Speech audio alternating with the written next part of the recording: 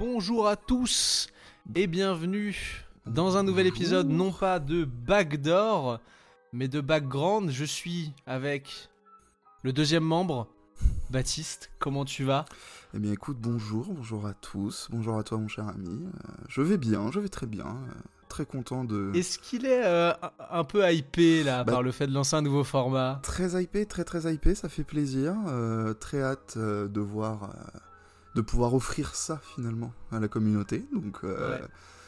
Puis en plus on commence avec le meilleur, si je puis me permettre, en toute modestie.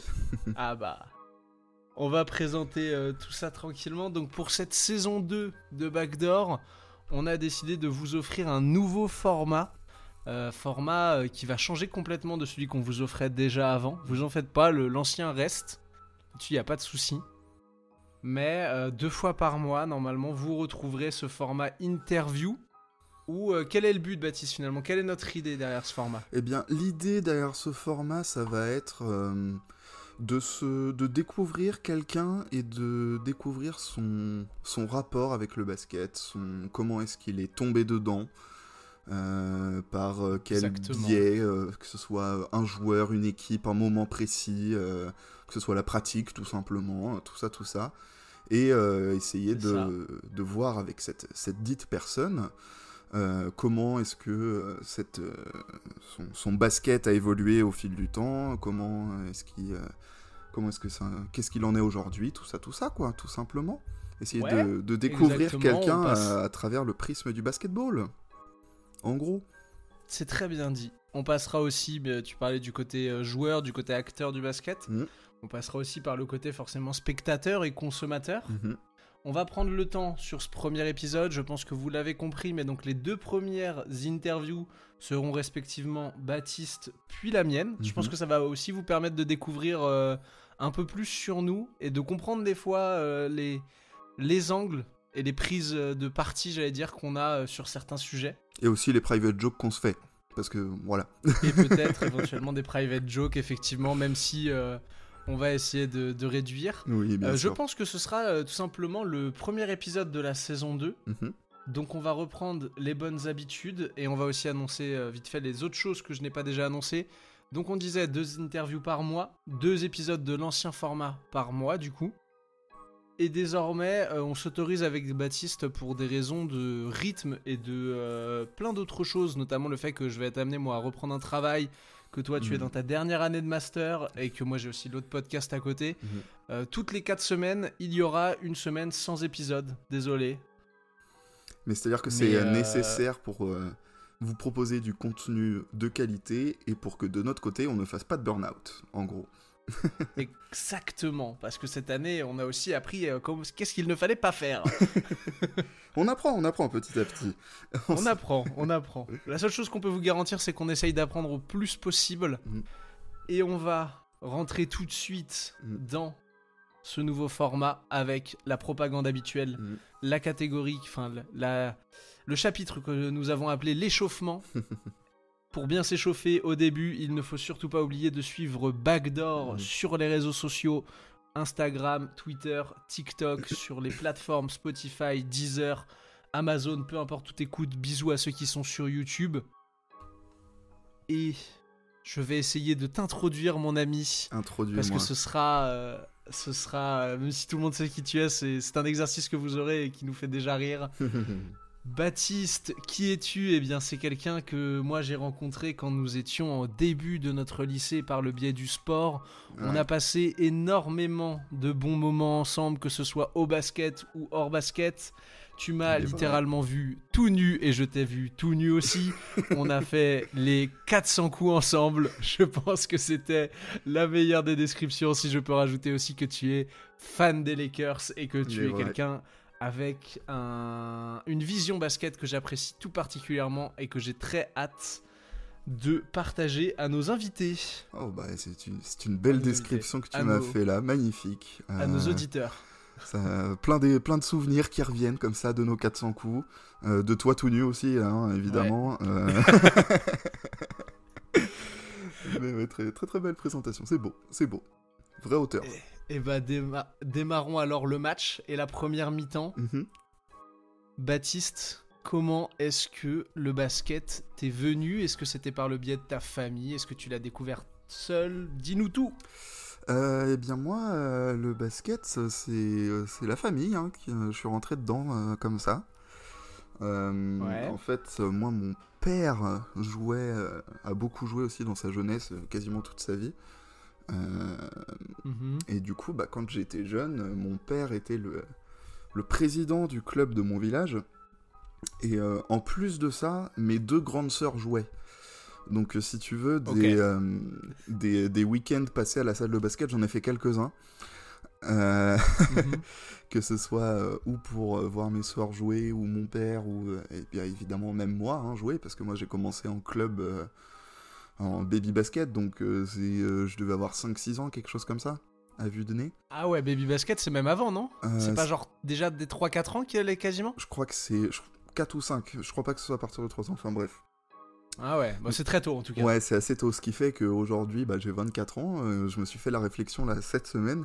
Putain, ça fait presque 20 ans de basket en club. Donc, Et bah pour avoir le niveau que tu as. c'est pas sympa. Mais ouais, donc c'est comme ça que le basket est venu à moi. Je suis tombé dedans étant petit, comme un certain Obélix, on va dire. C'est la vanne que j'allais faire. J'allais poser une question. Il jouait quel poste ton père au basket? Mon père, il jouait 3-4. Moi, je l'ai surtout vu jouer plus 4, parce que bah, plus vieux, Ok. forcément. Mais Mhm. il a jamais été très très grand, mon père, donc plutôt 3, je dirais. À vue de nez. Ok. C'était un forward quoi. Ouais. Ça marche. Ton père était en train donc de nous dire que ton père c'est un peu une forme de Charles Barkley. Sous-dimensionné pour sa taille poste 4. C'est à peu près ça. Précise du coup pour les gens, toi tu joues quel poste, Bat? Moi, je joue 4-5. Les deux postes intérieurs, en fait, hein, vraiment. Mhm. J'ai pas vraiment de préférence entre les deux. J'apprécie autant jouer les deux. Ouais. Je peux très bien jouer avec un mec, un vrai 5 pur à l'ancienne à côté de moi, qu'un 4 fuyant, et c'est moi qui joue plus poste 5. Ok. Là, par exemple, cette saison-là, la saison là qui va commencer, je sais que je vais jouer 5. Et Ouais. voilà, mais c'est plus ou moins ces deux postes-là que j'ai toujours occupé. Enfin, j'ai jamais été extérieur, moi j'ai toujours été intérieur. Euh, Ça marche. Donne tes mensurations un peu pour que les gens te figurent un peu dans la vraie vie. on est sur un 1m87 et actuellement on est sur un 115 kg, 115-118 à peu près dans ces eaux-là. Je vacille par là. Donc une belle Tu es bête. donc un beau bébé. Ouais, une belle bête comme on dit. Ça marche. Donc purement influence familiale. Donc tu disais, t'es tombé dedans, t'as jamais arrêté en fait, parce que je te connais pas une saison depuis qu'on se connaît. En tout cas, je t'ai jamais vu ne pas faire une saison en club. Eh ben, récemment, si. Oui, c'est vrai que attends récemment. Ouais, c'est quoi? T'as fait la saison dernière, t'as fait que la moitié de saison? Là, je reprends cette année, ça faisait 1 an et demi que j'avais pas joué. Oh là. Déjà la saison dernière, j'arrive sur Nantes, voilà. Mhm. Donc de base j'avais commencé à m'entraîner avec une équipe qui jouait. J'avais pris le club à côté de chez moi. C'était une équipe qui jouait en DM4, mais avec il y avait 3 équipes seniors. Donc une en DM4 et l'autre, l'équipe 1 était en R1 et l'équipe 2 c'était en DM1 je crois. Uh-huh. Donc moi je suis rentré, Ok, on m'a d'accord. dit bah ce sera la DM4, j'ai fait bon bah si tu veux, mais tu Soit. verras bien que la DM4 j'ai le niveau pour jouer au-dessus quoi. Donc je voulais de base je m'étais dit ouais je rentre par la DM4 et après mon objectif c'est de monter avec l'autre équipe. Sauf que vu que les entraînements de la DM4 étaient le vendredi soir à 20h et que pour y aller c'était chiant parce que c'était en fait le club de ma ville mais c'était super loin de chez moi. Ok. J'avais pas de caisse à l'époque et il y avait pas de bus pour rentrer. Donc relou, Ah, relou. très relou. Ouais. Ce qui fait et en plus de ça, après j'ai eu des petits soucis.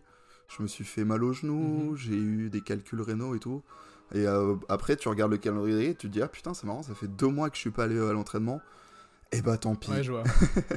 Et j'ai Ok, j'ai ça marche. repris après les entraînements avec un autre club, un club d'un pote, un peu plus tard dans l'année. Et c'est dans ce club-là que j'ai signé là pour le début de cette saison-là. Ça roule. Donc ça c'est ton actu basket récemment. C'est ça. Je voulais te poser une petite question. Ça rejoint ce que tu disais tout à l'heure. T'es tombé dedans quand t'étais tout petit. Est-ce que par contre, il y a un moment où vraiment tu considères que t'es devenu passionné du sport? Parce que souvent quand on est jeune, on fait un sport parce que nos parents nous mettent dedans ou pour faire comme papa ou maman ou les grandes sœurs, tu disais. Mais est-ce qu'il y a un moment où vraiment tu t'es dit, ah ouais, en fait, je kiffe vraiment le basket et c'est purement quelque chose qui m'est personnel, genre c'est pas je fais comme les autres? Bah, déjà, je pense qu'il y a le fait que j'ai jamais arrêté quasiment le basket en club depuis que je suis tout petit. Alors, certes, j'aimais bien le basket en tant que tel, mais aussi quand t'es gamin, c'est surtout t'es avec tes potes le mercredi après-midi pour les entraînements, donc il y a ça. Je pense que ça doit être l'époque où je me suis vraiment dit que ah putain, le basket c'est vraiment trop cool. Je pense que ça doit coïncider avec la période où j'ai été voir mes premiers matchs avec mon père à Angers. Et c'est l'époque où j'ai découvert aussi la NBA. Donc d'accord. je pense que ça doit coïncider ces eaux-là. Je devais avoir, je sais pas, 7-8 ans, un truc comme ça. Ok, donc c'est jeune, c'est primaire. Ouais, c'est ça. Donc, ça marche. Ouais, comme je disais, mon père qui m'emmène voir l'Étoile d'Or de Saint-Léonard à Angers, des matchs de N2, de N1 à Angers, des trucs comme ça. Et puis après, j'ai eu, quand j'étais jeune, NBA Live 2005 sur ma PS2. Donc, c'était ma porte d'entrée vers la NBA. Et c'est évidemment un jeu que j'ai saigné. et ouais, donc je pense que ça doit être ça l'élément déclencheur qui m'a fait dire ouais, ce truc c'est ma passion en fait. Ok, je vois. Donc c'est le haut niveau, on va dire quoi. T'as commencé à te passionner. Le cours m'emmène voir des matchs de haut niveau, plus moi qui découvre la NBA avec les jeux vidéo et voilà. Sur d'autres supports. Ouais, voilà, c'est ça.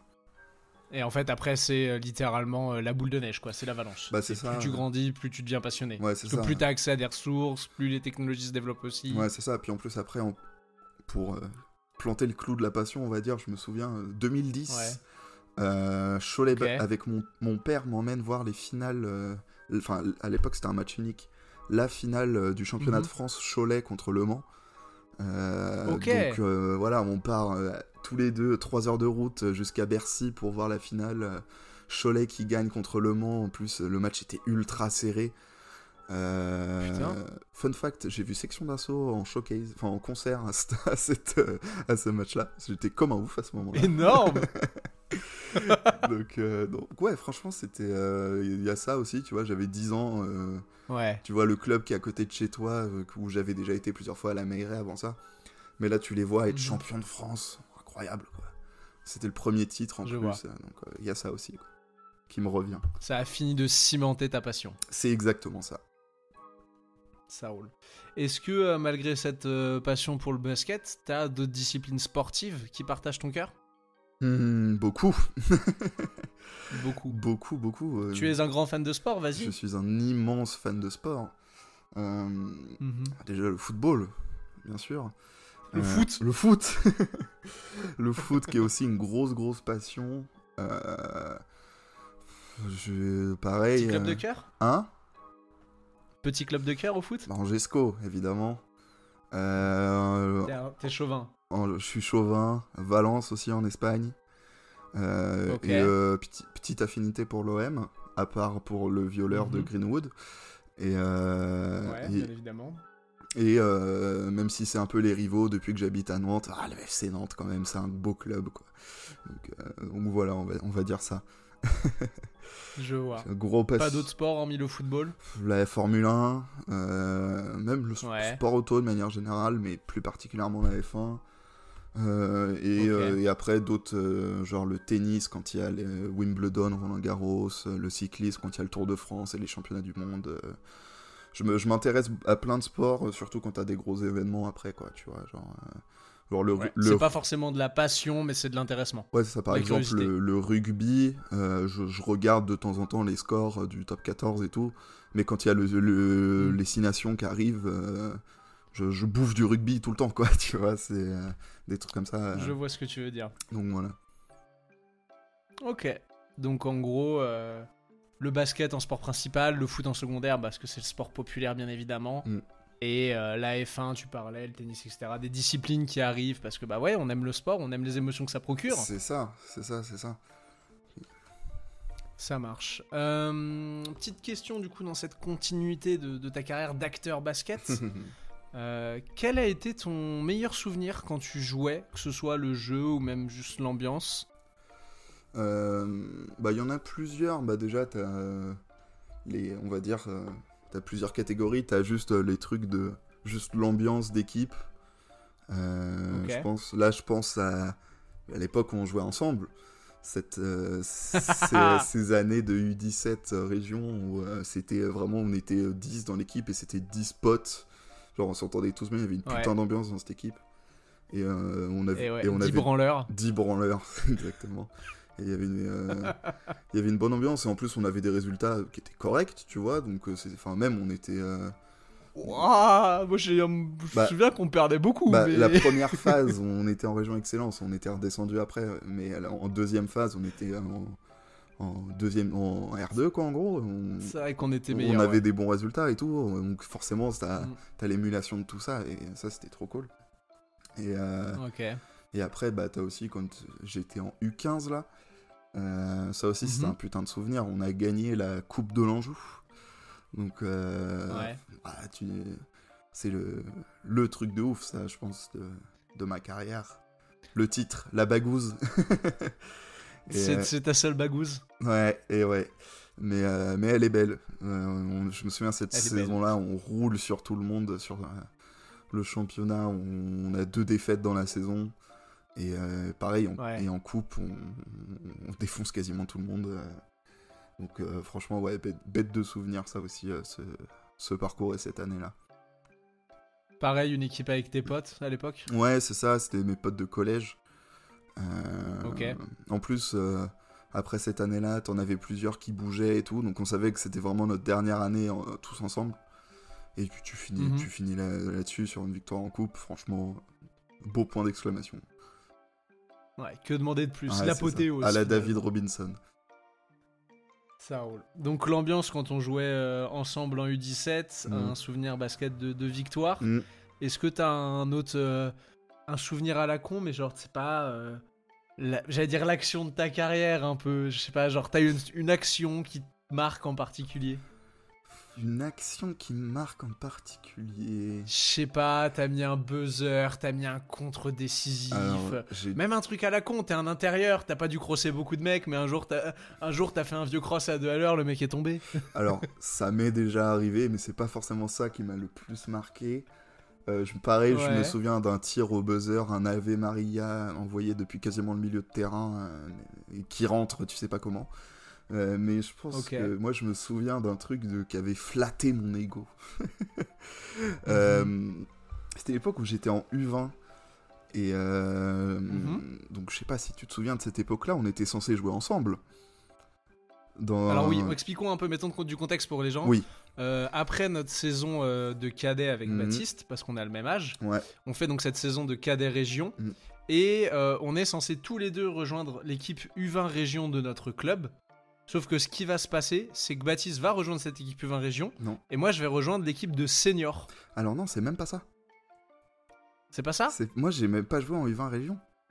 De base... Ah oui, t'as pas fait les régions, toi, c'est vrai. Moi, vu que je faisais, on était à côté d'Angers, et vu que moi j'ai fait ma première année post-bac au Mans, du coup la semaine j'étais au Mans et je devais rentrer et je rentrais juste les week-ends, donc je faisais, il y avait un entraînement le vendredi soir. Et vraiment, le vendredi, avant le premier match de la saison, t'as le coach des U20 région qui me dit en fait, non, tu vas pas jouer avec le groupe région parce que t'es pas là la semaine. J'étais là, à ce moment-là, t'aurais pu me le dire avant, j'aurais trouvé un autre club pour continuer à jouer en région, ça fait chier, quoi, là, c'est un peu tard. Du coup, oui, carrément. Du coup, je me suis retrouvé à jouer je crois qu'on était en D3 en plus, enfin, c'était niveau catastrophe. Putain, c'est vrai. C'était horrible cette saison. C'est vrai que j'avais l'impression que t'avais joué en région, mais non. Non, même pas.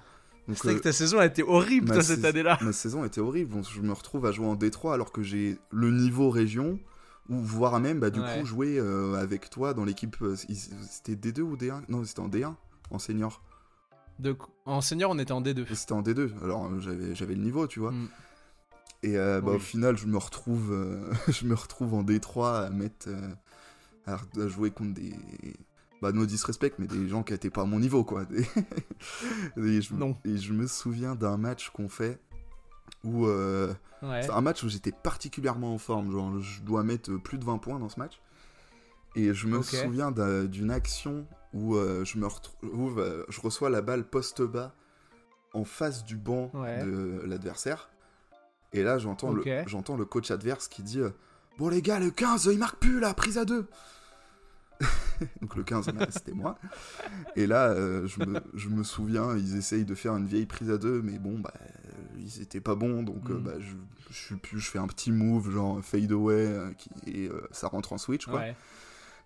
Et là, du coup, je me retourne vers le coach.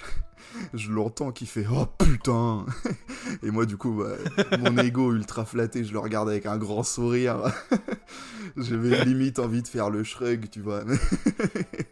Mais ce truc-là m'a marqué du oh, il marque plus, et là derrière, tu marques sur sa gueule. Genre, c'est un bon sentiment à vivre, ça, tu vois. C'est un beau souvenir de jeu. Ouais, clairement. De match. Clairement. Ça marche. Et sinon, ouais, comme je disais tout à l'heure, il y a aussi quelques beaux petits moves que j'ai fait, des tirs au buzzer, des crosses, des gros contres qui sont toujours kiffants, mais voilà. Mais dur à détailler, ça roule. Ce que tu viens, quand tu viens jouer au basket, tu viens chercher quoi dans le jeu? Qu'est-ce qui te plaît vraiment, en fait? Parce que là, tu me parles de l'ambiance, tu m'as parlé un peu d'un souvenir avec ton équipe et tout, mais toi, tu viens chercher quoi quand tu rentres sur un terrain? Déjà, ça dépend. Si c'est pour un match, je viens chercher la gagne. Ouais. Moi, si je joue en compétition, c'est pour gagner. J'aime ce sentiment-là de compétition et tout, donc moi, je viens chercher la gagne. C'est le premier truc que je viens chercher. Après, s'il y a un truc où... genre une ambiance d'équipe où si l'ambiance dans l'équipe me plaît pas, même si on gagne, je vais pas forcément prendre mon pied, tu vois. Je me souviens que quand j'ai fait une année d'Erasmus en Irlande, donc j'ai joué un peu là-bas avant de me blesser, fun fact. Ça, c'est un truc qui m'a suivi longtemps. En gros, on avait une équipe qui était pas mauvaise, tu vois, mais les mecs se connaissaient tous depuis qu'ils étaient tout petits. Donc c'était un peu dur de s'intégrer, surtout quand t'es d'une autre nationalité, tu vois. Et, ouais, encore plus. Et c'était un peu galère là-dessus. Enfin, c'est pas que je m'entendais pas avec les gars, c'est juste que je me suis jamais vraiment intégré avec eux. Bon, j'ai pas forcément plus kiffé que ça, même si l'équipe était franchement bonne, tu vois. Il y avait des bons joueurs. Donc il y a, je dirais, ce mélange de compétition, de gagne et tout. Et en même temps, que ce soit rencontrer des nouvelles personnes et kiffer avec tes potes, tu vois, en entraînement, pendant les matchs et tout. Ce mélange-là, je dirais que ça doit être à peu près du 50-50, vu le nez, peut-être un peu plus la gagne, quand même. Ok. Mais voilà. En mélange entre humain et sport, quoi. Ouais, c'est ça. Entre humain et compétition. C'est ça. Ça roule. Pour revenir un peu sur le jeu, sur toi quand tu joues, c'est quoi ton move préféré au basket? Mon move préféré. Et me sors pas le step back à 3 points parce que je sais que tu mens. Merde, c'est ce que j'allais dire.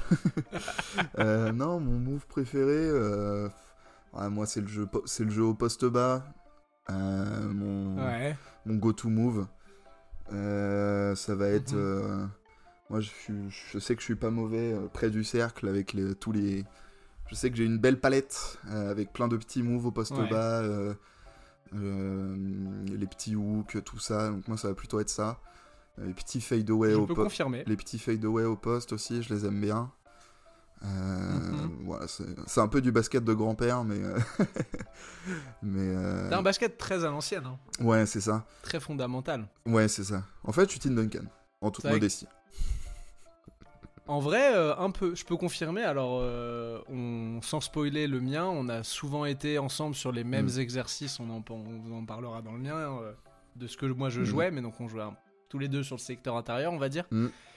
Et effectivement, t'es quelqu'un de très fondamental. Déjà, t'as toujours eu un physique très dominant par rapport aux gars de notre âge. C'est vrai.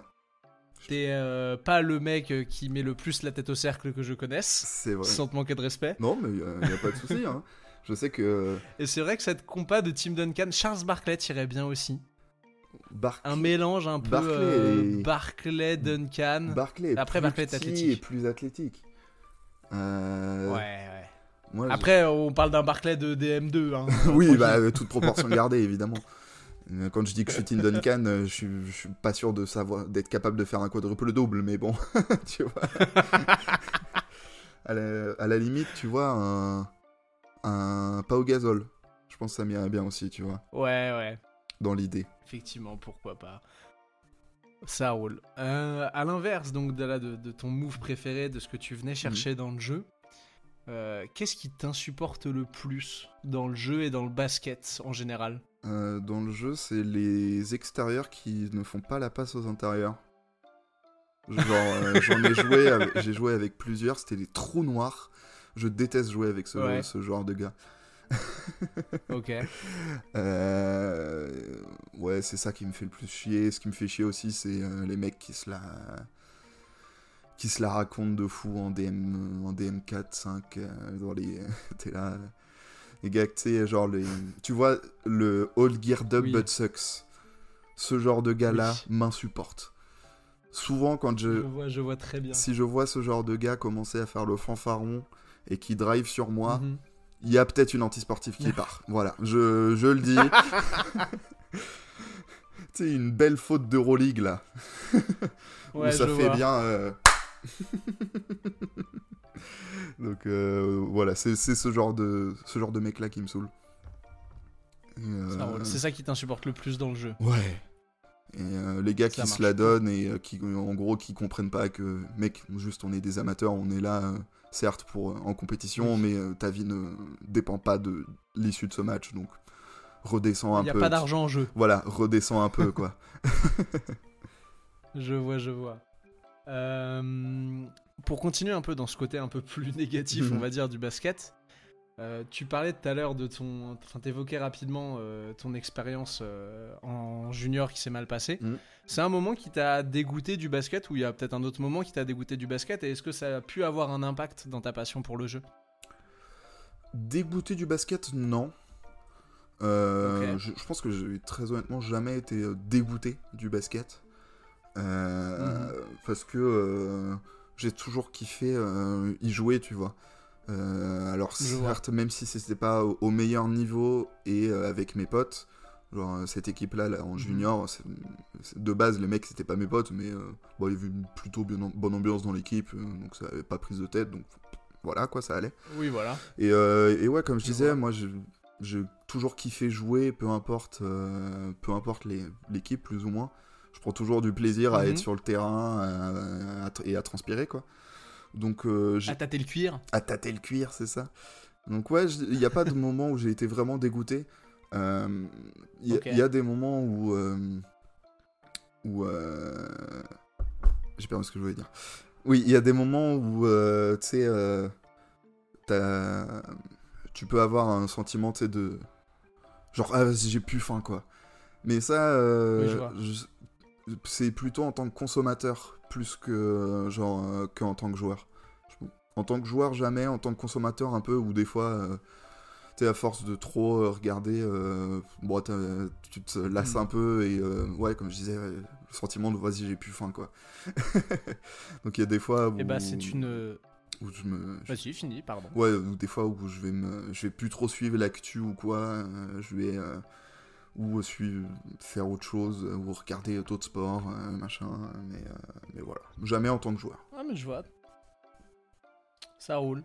Ce que j'allais dire avant de te couper, c'est que ça fait une parfaite transition du coup vers la deuxième mi-temps. Bah écoute, on a toujours été bons au jeu de transition tous les deux. Ouais, bien évidemment. Toi tu faisais la passe et moi je courais devant, je servais qu'à ça. C'est ça. Deuxième mi-temps, donc on va un peu plus aborder ton basket en tant que consommateur, en tant que spectateur. Et on va, de la même manière qu'on t'a demandé comment tu avais commencé à jouer, comment tu as commencé à consommer du basket. T'en as parlé un petit peu, mais je voudrais revenir peut-être un peu plus sur le moment, tu parlais donc de quand t'as été en voir avec ton père, etc. Mais peut-être le moment où t'as commencé à vraiment suivre la NBA, et j'allais dire certainement du coup ton entrée au collège, où on peut commencer à l'époque, nous on commençait à voir les réseaux sociaux et à pouvoir suivre ce genre de choses. Ouais, moi le moment où je commence vraiment à suivre la NBA, c'est même avant le collège. Ok. Moi je me souviens qu'un jour, je sais plus qui de ma famille, mais on m'a offert un magazine 5 majeurs. Et donc c'était le 5 majeur, le numéro juste après les finales de 2010. Donc Ok, ouais. bah, évidemment c'est comme ça que tu découvres les Lakers, que je découvre les Lakers. Que je commence vraiment à m'intéresser à l'actu de l'époque, tu vois, parce qu'avant ça j'avais eu quelques jeux de basket sur ma PS2, mais je faisais voilà, juste je prenais des équipes plus ou moins au hasard et je jouais des matchs random plus ou moins, en gros. Ouais. Et là du coup j'ai commencé vraiment à m'intéresser à ce qui se passait à ce moment-là. Je découvre les Lakers. Je vais sur l'ordinateur familial, j'ouvre le magnifique site YouTube et je tape Kobe Bryant. Et là, là c'était parti, quoi. Tu vois. Et là, tu deviens fan. Et là, tu deviens fan, tu dis, mais ce mec est trop fort, en fait. Alors, il est juste trop fort. Match à 81 points. Le truc de Matt Barnes, là, qui lui met le ballon dans le nez, Kobe qui bouge pas. C'est comme ça que je suis tombé fan des Lakers. Je vois. Et ouais, c'est à peu près à partir de cette période-là où j'ai commencé à m'intéresser beaucoup à la NBA. J'ai une grosse collection de magazines chez moi, donc, parce que j'ai été abonné pendant longtemps à 5 majeurs. Et j'en ai aussi plein d'autres, des mondial basket, des trucs comme ça. J'en ai plein. Donc moi, ouais, par les magazines, je dirais d'abord que j'ai découvert la NBA. Et que j'ai commencé à m'y intéresser, et aussi par internet, tout simplement, les compiles sur YouTube, les fameux top 10 plus gros dunks de tous les temps, ce genre de choses là, tu vois. Je vois. Donc ouais, par cette porte-là que je suis rentré dans le monde de la NBA. Ça marche. Je vais faire écho à ce que tu disais, tu parlais un peu des Lakers et de Kobe. C'est ton équipe et ton joueur préféré ? Ouais. Clairement, sans débat, aucun doute. Sans aucun doute. Il y a d'autres équipes, en NBA en tout cas, il y a d'autres équipes qui me sont sympathiques, on va dire. Genre, j'aime bien les Bulls aussi, parce que forcément, je découvre la NBA vers 2010. Je sais pas si tu connais un certain Derrick Rose, mais c'est le genre de truc qui marque aussi un peu, quoi. J'aime bien le Thunder, j'aime bien les Knicks aussi. Enfin, voilà, il y a quelques équipes que j'aime bien. Mais vraiment, il y a les Lakers et Kobe au-dessus de tout, quoi. C'est avant tout ces deux-là. Ouais, clairement. Ça marche. Et Cholet Basket, parce que, vas-y, c'est le club de chez moi. Chauvin, on le rappelle. Toujours. Pour continuer un peu sur la consommation et pour jauger, donner une idée aux gens, si je te demande de me noter ta consommation de basket sur une échelle de 1 à 5, donc 1 minimum, 5 maximum, où est-ce que tu t'estimerais ? Je vais dire que ça dépend de la période où on est. J'écoute. En début de saison, enfin, je consomme surtout de la NBA. Genre, je consomme 90-80% de NBA. Le reste, ça va être Euroleague et basket français, enfin Jeep Elite. Je vois. Donc, surtout parler de NBA parce que c'est le plus pertinent. Je vais le premier mois de compétition, je suis à 4,5 sur 5. Là, ça fait quasiment 6 mois qu'on n'a pas eu de NBA. Du coup, je bouffe tout, je mate plein de résumés, de highlights, je bouffe toute l'actu et tout. À partir de novembre, décembre, ça commence gentiment à baisser vers un 3 sur 5. De fin décembre, on est à 2. T'as les matchs de Noël, je les regarde tous. Et après, ça augmente petit à petit. Enfin, je pense le plus bas que je suis, c'est vers le All-Star Break. Là, Je suis plus du tout. Je regarde juste qui c'est qui est All-Star et vas-y. Ok, je vois. Et après, allez, les 2 dernières semaines de régulière, play-in, play-off, là je reviens à du 4, 4,5, je bouffe tout ce qu'il y a à bouffer, quoi. En gros. Je vois. Donc, voilà. Et les playoffs, c'est à 5. Plus ou moins, ouais, c'est ça. Ça marche. C'était ta consommation pour la NBA, mais on va dire en fil rouge de tout ça, tu continues de consommer quand même du contenu basket à côté ou pas du tout? Oui, bien sûr. Je pense notamment à des genre Trash Talk, tu vois. Ouais. Typiquement, ça va être un peu... ça va suivre un peu ma consommation NBA, quoi. Genre, en début de saison, je vais tout regarder. Pareil, vers décembre, février, je vais skipper quelques vidéos, quelques articles et tout. Et ça suit à peu près ma consommation des matchs, je dirais. C'est assez... Ça marche. Ça match, quoi. Ça match à peu près. J'ouvre un peu au basket général, du coup, parce que ça va faire une transition avec la question, mais... C'est pareil, genre ta consommation de basket, alors cette fois-ci peut-être hors NBA, tu parlais d'Euroleague, on n'a pas parlé de l'été, mais il y a les compétitions internationales souvent et tout, ou même la WNBA aussi, ou je pense, championnat français, bref, je vais pas tous les faire. Ça, c'est stable ou c'est pareil, ça fluctue un peu en fait Alors généralement, il y a une connerie, mais... les étés et les compétitions internationales, je regarde tout, généralement. Ouais. Pareil, très chauvin, allez les Bleus. Bien évidemment. Tout ce qui va être après Euroleague, basket français, ce sera surtout, c'est moindre, mais pareil, je vais beaucoup regarder aussi quand c'est les playoffs. Et un peu plus rarement, quand il y a des gros matchs, surtout, je me les mets, quoi. C'est surtout ça.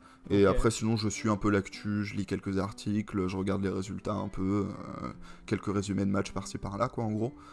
Mais beaucoup moins que la NBA. Et puis aussi, un autre truc, j'aime beaucoup aller au stade directement, tu vois. Voir les équipes du coin. Ressentir l'ambiance et tout, puis voir les joueurs et joueuses en vrai, c'est tellement plus kiffant que à la télé. Donc vas-y. Continuons. Ce que j'allais dire, c'est la question suivante. C'était quel est ton support de consommation favori? IRL, highlights, match à la TV, Touquet. Donc, pour la NBA... Lise doucement dessus. Pour la NBA, IRL, c'est un peu compliqué, rapport au fait que j'habite à Nantes, et pas, par exemple, à New York. Non. Donc, tu fais pas d'efforts.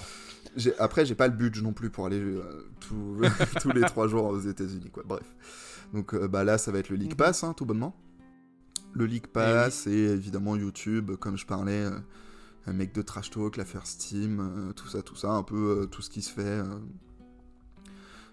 là-dessus dans la commu française. Twitter aussi, SO le roster, on les embrasse. SO le roster. Exactement. Il y a ça. Et puis, évidemment, IRL. Alors, j'ai pas toujours l'occasion. Mais dès qu'il y a un match intéressant à côté de chez moi et tout, je sais que je vais y aller, tu vois. J'aime trop l'ambiance. Là, l'année dernière, j'ai été me faire quelques matchs, parce que ça fait maintenant, depuis 1 an que j'habite à Nantes, j'ai été me faire quelques matchs de l'Hermine de Nantes en Pro B, dont le derby Nantes-Angers, où en tant qu'Angevin, ce fut une humiliation, ce match. Si je me souviens bien, l'Hermine gagne genre 110-60, un truc comme ça, enfin... Ah oui. C'était pas beau à voir, quoi. J'étais dégoûté. J'imagine bien. Voilà. Donc ouais, ça. Puis j'ai été voir un nombre de matchs à Angers avec mon père de Saint-Léonard, de l'ABC, de l'EAB depuis la fusion, de l'UFAB, et même dans les petits patelins à côté, à Brissac, à Saint-Laurent-de-la-Plaine, à la Meilleray aussi. J'y suis allé pas mal de fois à la Meilleray. J'ai vu des matchs d'Euroleague à la Meilleray, c'était fou. Stylé. Ouais, j'ai vu le Barça. J'ai vu Ricky Rubio. Très stylé, ça. Ouais. Donc, Jeune Ricky, l'année avant qu'il se... Le support IRL a quand même une place importante chez toi. Ouais, carrément. Ça marche. Joueur de Touquet, je le sais, mais les gens joueur ne le savent Touquet, ouais. Pas le plus assidu. mais une fois de temps en temps, j'aime bien. J'ai tout le temps, moi je joue tout le temps en mode My League. 90% du temps, ça va être le My League, moi. J'aime bien le fait de pouvoir tout contrôler dans la NBA. Je trouve ça un peu kiffant. Ouais. Et un peu de GM aussi, vite fait. Et de carrière par-ci par-là, mais pas plus que ça. Ça marche. On a fait le tour de tes supports de consommation favoris. Bah oui, de même tous, hein, vraiment. De même tous les supports. Et bah c'est parfait. On va glisser vers une question qui est pour moi l'une des questions phares, l'une des séquences de ce podcast. Alors je vais bien la dire pour pouvoir l'isoler pour les réseaux sociaux. Baptiste, est-ce que tu es un supporter objectif ou est-ce que tu es un gros clubiste de mort? Alors, dans la mesure du possible, j'essaye d'être objectif et raisonné. Mais, d'accord. Comme évoqué tout au long de ce podcast, je suis un gros passionné. Quand il y a la passion, il y a moins de raisonnement. Et c'est beaucoup plus dans les sentiments. Et peut-être que j'ai eu des hot takes foireuses plus d'une fois. Peut-être. C'est un peut-être qui est un euphémisme. D'accord. Donc, ouais, c'est ça. Je pense que... En vrai, je pense que je suis pas le plus gros clubiste de merde, comme tu dis. J'ai forcément des prédispositions, hein, dès qu'on touche à mes Lakers et à mon petit LeBron James ou Austin Reeves. Voilà. Mais non, en vrai, je pense que je suis plus objectif que clubiste, même si y a quand même une part de moi avec du sang jaune et violet, quoi. T'es un 50-50 finalement. Ouais, plus ou moins en vrai, je pense. Ok. On va dire ça. Marche. En vrai, pour te connaître, ça me surprend pas. Oui, t'as des moments où on sent le côté clubiste, mais tu es quand même quelqu'un d'assez objectif dans les choses. J'essaye. C'est mesuré. Ça va. T'es pas le plus gros clubiste, je pense qu'on pourra recevoir. Je pense que t'es un plus gros clubiste que moi. Et pourtant, non, on verra bien ça plus tard. Dès que ça parle des Knicks, là, hein. Bref. On fera mon interview après. Qu'est-ce que, pour continuer sur ces petites questions de consommation, qu'est-ce que tu recherches quand tu consommes du basket? Est-ce que tu fais gaffe au système? Est-ce que tu es là pour voir un divertissement et donc du spectacle? Bah, ce sera plutôt comment est-ce que l'équipe joue, tu vois, les systèmes et tout, la tactique. Après, si évidemment il y a des gros crosses, des gros dunks et des gros contres, bah forcément ça te fait lever de ta chaise, tu vois. Mais ouais, non, ce que je regarde plus, ça va être tactique, système, déplacement des joueurs, off-ball, tout ça. Ça va être tout ça. Je vois. Donc t'es plus quelqu'un du jeu que quelqu'un du divertissement. Ouais, clairement. Plus académique que street, on va dire. Genre, j'aime bien regarder les mixtapes, les end-one mixtapes, mais c'est pas ce que je préfère, quoi. Moi, je suis plutôt team... Vas-y, on regarde les remises en jeu de D2 bulgares, tu vois. Bon, j'abuse, mais t'as l'idée. J'ai l'idée, je pense qu'on a tous l'idée.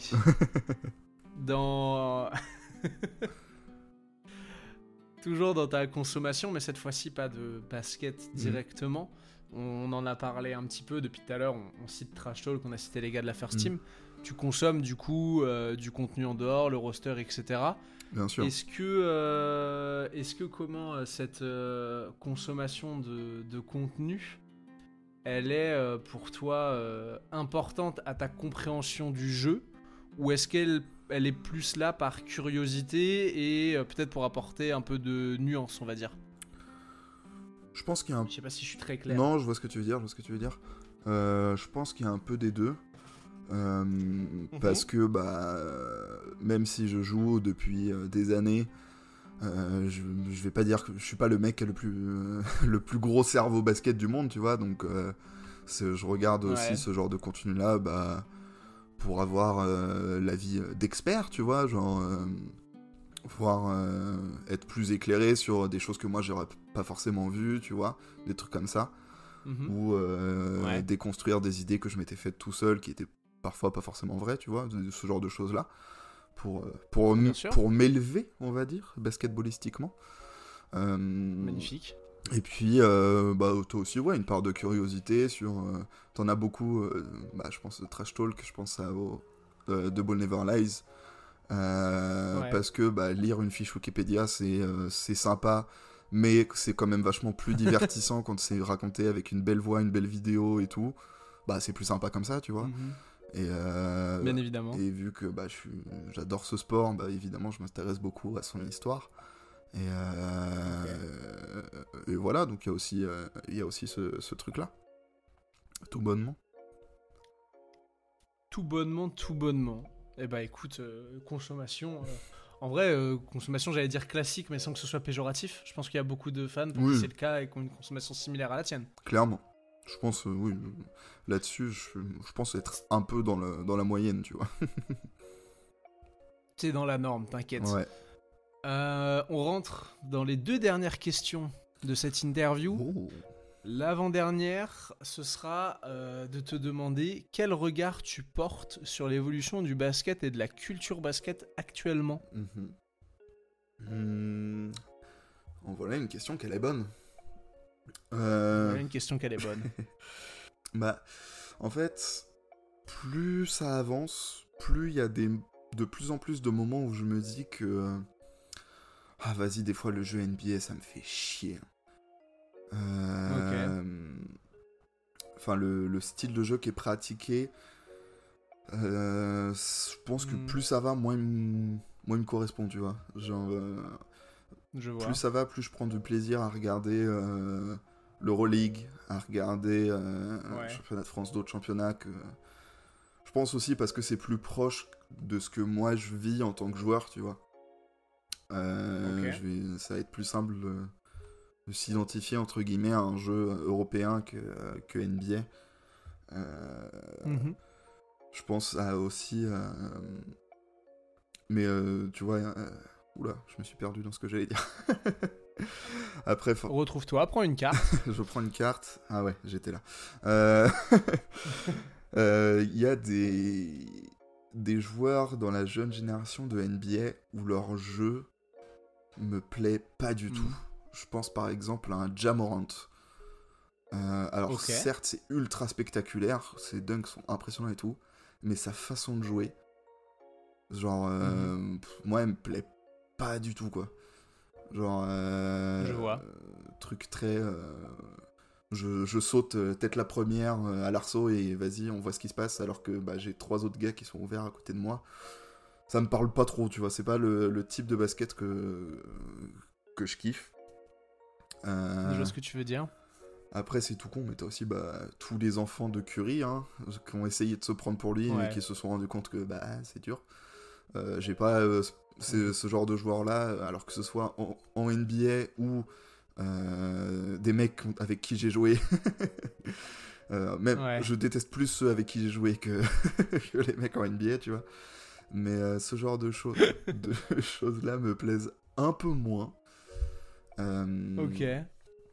Et puis, c'est pareil, mais un autre truc, mais ça fait longtemps que c'est comme ça, mais le fait que la NBA soit plus une ligue joueur qu'une ligue équipe, moi je suis pas fan. Je préfère... ça s'entend. Je préfère mettre l'équipe et le collectif en avant que juste les joueurs, tu vois. Ou que un joueur dans une équipe, quoi. Je dirais ça. Complètement. Et c'est ça ton regard sur la culture basket actuellement. C'est ça. Ah, puis après, il y a aussi le développement basket européen qui petit à petit gagne de plus en plus en popularité. Ça, c'est cool. Pareil, le basket féminin, la WNBA, ça, c'est cool. Voilà, toutes ces choses-là, c'est pas facile à dire, qui sont très cool, je trouve, déjà, premièrement, pour le basket. Parce que, alors déjà, parce que hommes et femmes, on est juste des êtres humains, donc on est égaux, donc c'est cool que les femmes soient aussi représentées. Je suis bien d'accord. Et que le basket européen gagne aussi, gagne en popularité aussi, parce que c'est un basket qui est très kiffant à regarder. Donc moi, ça me fait kiffer de voir que de plus en plus de gens s'y intéressent, tu vois. Même si je suis monté assez tard dans le wagon, mais voilà. Mais maintenant, t'es dedans. Maintenant, je suis dedans, je suis bien installé. Voilà, je rattrape un peu mon retard, je fais mes devoirs, on va dire. Et voilà. Donc une vision finalement teintée de nuances avec un Voilà. regard un peu plus Il y a des choses critique et c'est ça, Vas-y. des choses qui me saoulent un peu, mais c'est minoritaire, tu vois, sinon j'aurais arrêté de suivre la NBA. mais Oui, bien évidemment. mais je vois des belles choses. Je vois aussi la progression en France. On a toujours plein de licenciés. Donc c'est cool. Okay. Même si on a un petit manque de médiatisation à mon avis en France, hein, on est quand même le deuxième sport avec le plus de licenciés, mais pour voir du basket en clair à la télé, faut se lever tôt, donc voilà. Mais un jour on réparera ce tort. Exactement. Mais ça voilà. marche. Eh ben, allons sur la dernière question et on atteindra l'heure de podcast et ce sera parfait. Comment est-ce que tu vois ta relation avec le basket évoluer ? Ça, c'est une bonne question. Ça fait 2 bonnes questions d'affilée. Eh ben... Je vais finir par avoir une image.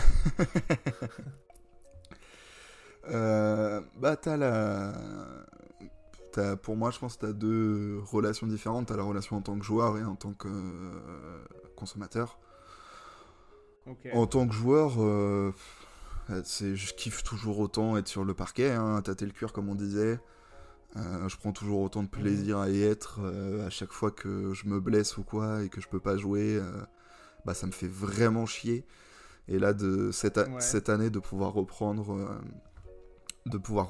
après les galères que ça a été l'année dernière et celle d'avant avec les blessures, où au final j'ai fait 1 an et demi quasiment sans jouer. Donc là, de reprendre la compétition, putain, qu'est-ce que ça fait kiffer. Donc là-dessus, je vois pas de signe qui me dit je commence à un peu moins apprécier et tout. Je kiffe toujours autant.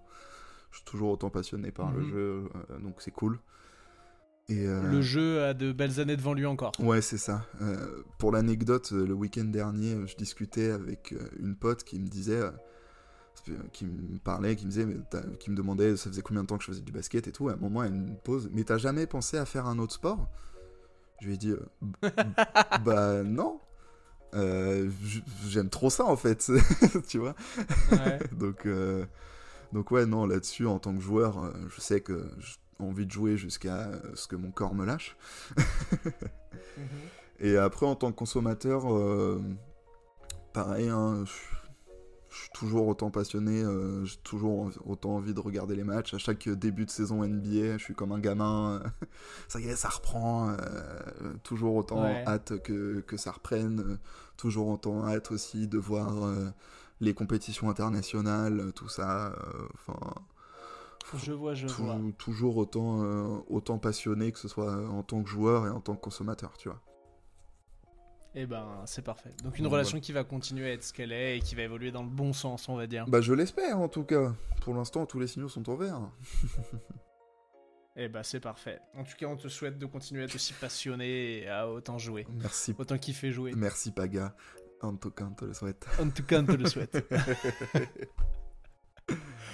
Moi, j'ai plus de questions, donc ce qui veut dire qu'on rentre dans la 3e mi-temps, l'overtime, appelez ça comme vous voulez. S'il y a un truc dont on n'a pas parlé, c'est le moment de le rajouter, et puis sinon ça va tranquillement être la fin. Écoute, on n'a pas énormément parlé, mais allez soutenir les femmes qui jouent au basket, parce qu'elles méritent d'être représentées autant que les hommes, parce que... Il y a pas mal de fois où limite je prends plus de plaisir à regarder du basket féminin que du basket masculin. Parce que c'est... je fais un foreshadowing, vous verrez dans mon épisode, je vais faire de la propagande. Voilà, c'est une façon de jouer différente et qui est franchement, comme je disais, tout aussi kiffante, si ce n'est plus kiffante que les hommes. Et Je suis bien d'accord avec déjà toi. ça, premièrement, et que ce soit de manière générale, hein, que ce soit la WNBA ou le club de votre coin, Mhm. voilà, allez voir les dames. Et Ok. un peu comme dans le foot aussi, hein, j'ai envie de dire, support your local club, hein, parce que certes, Ouais. la NBA c'est cool, mais on a aussi des putains de clubs ici chez nous qui font du putain de taf, Mhm. et c'est toujours kiffant d'aller voir des matchs, même de R1, de N3, de N2, des semi-pros, bah, c'est toujours kiffant d'aller les voir, et bah allez-y. Et parce que bah, faut faire vivre ces petits clubs, hein, il y a besoin d'argent pour faire tourner tout ça. Et Ouais. Et pour les c'est en jeunes, faisant genre ça je que pense à le... tous ceux qui ont... Vas-y, vas-y. Vas-y. Bon, je disais Ah bah, j'y juste, vais alors. c'est en faisant ça qu'on va continuer de faire vivre et grandir ce sport qui nous plaît, qui nous passionne tout autant. Complètement. Et j'allais dire pour les jeunes qui ont entre 10 et 15 ans, avant de regarder les compiles de Curé et de vouloir refaire ses moves, allez bouffer du basket, comme tu disais, dans les Mm, clubs d'à côté. C'est là où vous apprendrez le plus en termes de lecture de jeu. mm, C'est là où vous verrez un basket qui est le plus correspondant à ce que vous allez faire sur le terrain. c'est clair. Et c'est peut-être pas forcément le basket que vous voulez jouer et ce que vous voulez amener sur le terrain, Mm. mais c'est important de l'apprendre et de le connaître, ce basket-là. C'est ça. Parce que c'est tout con, mais tu le vois tout de suite, un mec qui fait du basket juste parce qu'il a bouffé que de la NBA. Tu vois tout de suite la différence. Dans sa façon de Oh, tu vas le voir dans jouer, le prochain épisode. dans, ses... dans sa façon de voir le jeu aussi, de ses déplacements et tout. Je sais que dans mon équipe, là, il y en a 2-3 où je les ai identifiés tout de suite. Ouais. Ça se sent, quoi. Ouais, clairement. Clairement, clairement. Ça marche. Et On est bah, tout ça bon. va tranquillement clôturer. Bah ouais, je crois qu'on est tout bon. C'est parfait. Magnifique. On va pouvoir faire des bisous à tout le monde. Ouais, on vous fait des gros poutous. On va pouvoir se... On espère que ce nouveau format vous plaît. N'hésitez pas à envoyer si vous avez des questions que vous aimeriez qu'elles soient posées. Parce qu'on est bien évidemment toujours à la recherche de nouvelles questions, de faire des retours et tout. N'hésitez pas à nous donner des feedbacks. Du moment que Exactement. c'est constructif, nous, on prend, on bouffe. Donc, Exactement. n'hésitez Vous pas, pouvez être dur, faites-vous vous pouvez plaisir. être cru. Ouais. On se vexera pas. Il n'y On a sait pas de qu'on doit souci. progresser et on est là pour ça. On sait qu'on n'est pas parfait. On y travaille. C'est ça. Et ben on va se faire des bisous et se dire topette alors. Exactement. On se donne rendez-vous la semaine prochaine. À la semaine prochaine avec du coup un épisode ancien Un format. épisode Et donc backdoor. un jour avec une nouvelle interview. Allez, on se fait des poutous et on se dit topette.